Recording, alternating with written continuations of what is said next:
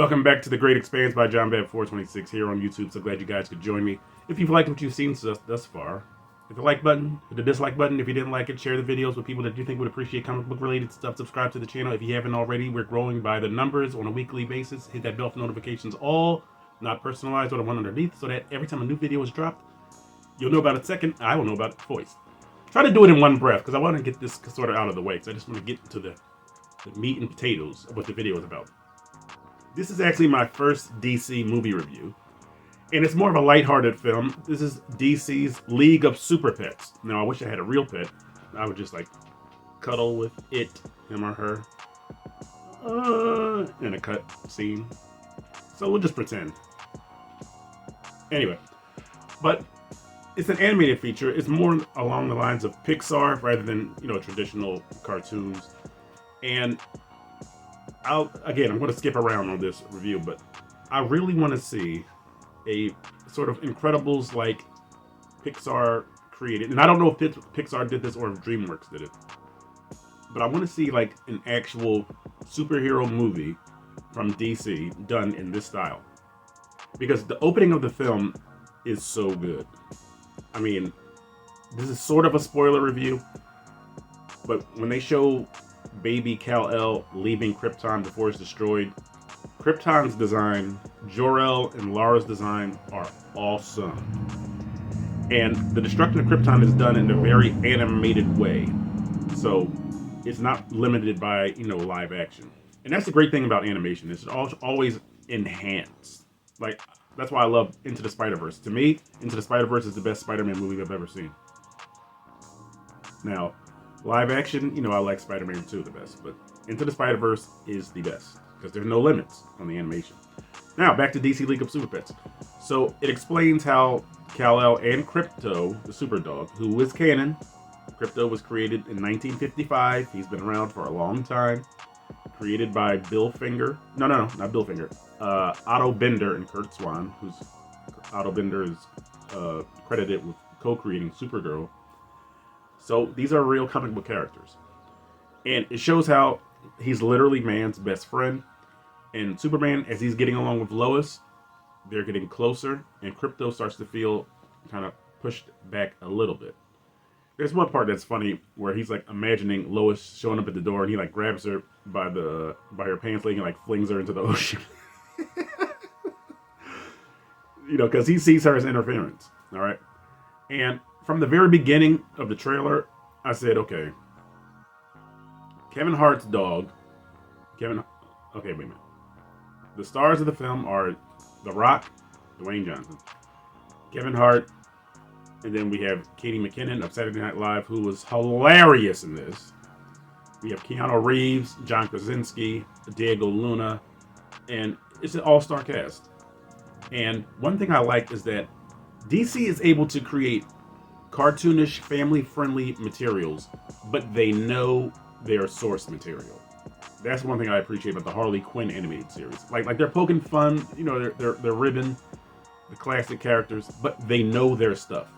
When Aquaman showed up and he had a hook on his hand, I said, okay, somebody knows what they're doing. Okay, because certain incarnations, Aquaman does lose his hand and is replaced with a hook. So when I immediately saw Kevin Hart's dog that you see in the trailers, I said, that's Ace the Bat Hound. Ace the Bat Hound was also created in 1955 by co-Batman creator Bill Finger.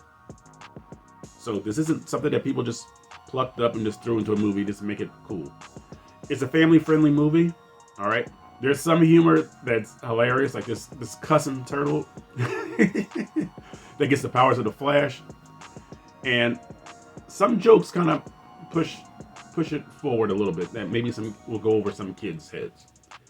For instance, one of the other animals in the park is saying that he was sort of like pushed to the back burner by his owner and their fiance, and it's two women. So it's a little bit of a sort of adult themed moment, But overall, it's fun. That's what I love about Harley Quinn, the animated series. This is a fun movie. So does that mean that I'm going to like take it easy on the movie? No. Does that mean I'm going to give it extra points because it's fun? No, but Fun helps. I wish more people had that in mind about making movies that are fun. F-U-N. Fun is a good thing. So, obviously, Crypto and the other pets have to save the day because the Justice League is taken out of the picture. Okay, and you can kind of get that from the trailer. That's why it's called DC League of Super Pets, because the pets have to do something super that the other ordinary superheroes can't do on their own. So the other pets, Kevin Hart's dog, the big old pig. I'm sorry, my voice is going. The squirrel and the turtle. They receive powers when Katie McKinnon's pet, who is just about as evil as Lex Luthor, they're all in the same pet shop. They're imbued with the powers of orange kryptonite. Okay? And so Katie McKinnon, her character, their evil is like accelerated. So they leave the pet shop and saying, all right, see you losers later. I'm going to go take over the world. All right? And basically they want to do it at the side of their former owner, Lex Luthor, who experimented on this creature. As a gerbil, I believe, or a hamster. I apologize, I can't really tell hamsters from gerbils sometimes. Almost said jamster. Copyright 50. I know. So, basically, this hamster, or gerbil, or guinea pig, is trying to take over Metropolis, and they want to do it with the appreciation of Lex Luthor. Alright? And the regular Justice League does show up, as I alluded to earlier. You know, Aquaman with his hook. Batman is hilarious in this movie. Wonder Woman, her design looks great. Cyborg is a little comical, like he has a half-fro. A half-afro. The Flash is in it. Jessica Cruz's Green Lantern is in it, so that gives a little diversity, to the Justice League, which I didn't have a problem with, Jessica Cruz is sort of gaining popularity. And she was excellent in The Fatal Five, the DC animated movie. So, there's a moment in this movie that brought moisture to my right eye, to the corner of it. All right? I didn't cry, but it brought moisture when Ace the Bat Hound talks about his origins. All right? And like I said, the humor works in this. And the action works in this. At the end of this, now I watched this movie with my nephews and my sister. They were saying things that I was thinking, so I didn't want to come across as the person that says it first.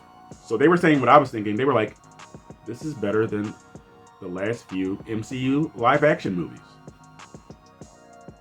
And so I'm just like, because I'm thinking the same thing. But, again, I don't want to give anybody else ideas. That's why I like to watch my stuff first, because I want to put my own ideas out there first. And then I go see what everybody else is saying about something. So we get a big, raucous boss battle because Katie McKinnon's character, who's hilarious the whole movie, the guinea pig, hamster, gerbil, the jamster pig. I'm going to just call it the jamster pig, 'cause I'm not sure which kind of pet it is. And I apologize, my throat is leaving. Come back, throat. Please. Get over here! So, like I said, she becomes a huge kaiju, and it takes the combined efforts of the Super Pets and the Justice League to stop her. Alright? And when she presents the Super Pets to Lex Luthor, she breaks Lex Luthor out of Stryker's Island. Alright? So the fact that they had Stryker's Island in it, it just says to me that people know what they're talking about when they make these movies. And Lex is like, oh, great. This is awesome. I'm so glad you did this for me. He just imprisons her. Because all she is an experimental animal to him. He has no affection for her at all. So, I apologize. I accidentally hit play on this video. So, it works. The movie works. And it really left me saying, I need a Pixar-type, Incredible-type, DC feature film in this animation style, the Pixar animation style. So, DC League of Super Pets, I'm going to grade it. I'm going to give it an A-. You heard it here. I'm giving it an A-.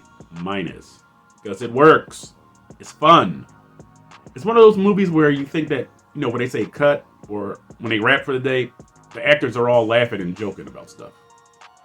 It just really just generates, the idea that this was an exciting production for everybody involved. So, DC League of Super Pets, have you seen it?